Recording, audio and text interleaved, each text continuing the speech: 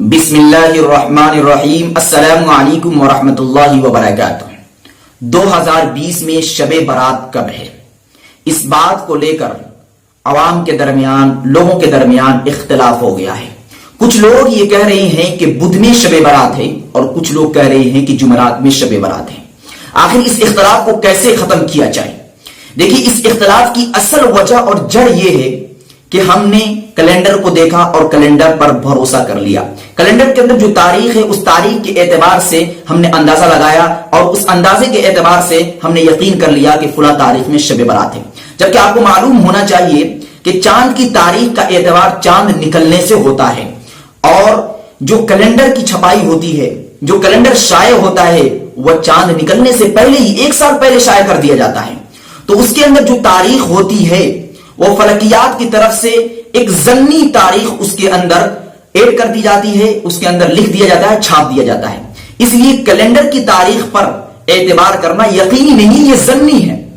ہمیں اعتبار کرنا ہے رویت ہلال کمیٹی کے قول پر، رویت ہلال کمیٹی کی بات پر، کیونکہ اگر کیلنڈر کے اندر یہ پتا لگ رہا ہے کہ فلاں تاریخ میں عید ہے، فلاں تاریخ میں رمضان ہے، لیکن چاند دکھائی نہیں دے رہا ہے، تو ہم کیلنڈر کی تاریخوں پر بھروسہ نہیں کریں گے۔ جب تک چاند نہ دکھائی دے دے، اس وقت تک ہم نہ عید بنا سکتے ہیں نہ روزہ رکھ سکتے ہیں۔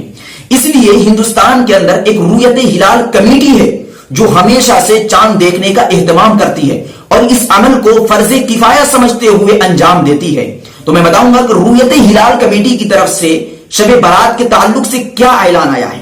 آپ اس اعلان کو سنیے اور اسی اعتبار سے آپ شب گزاری کیجیے اور اسی دن میں آپ سمجھیے کہ شب برات ہے۔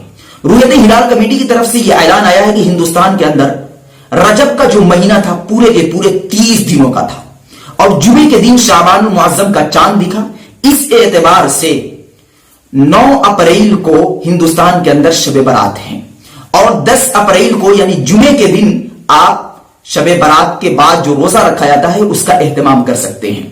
آپ اس کو اس طریقے سے سمجھیے کہ یہ جو جمعرات آ رہی ہے، جمعرات کا دن گزارنے کے بعد جو رات آئے گی، جمعے کی رات، وہی رات شب برات ہے، اور اس رات کے بعد جو جمعے کا دن آ رہا ہے اس دن میں آپ روزہ رکھ سکتے ہیں۔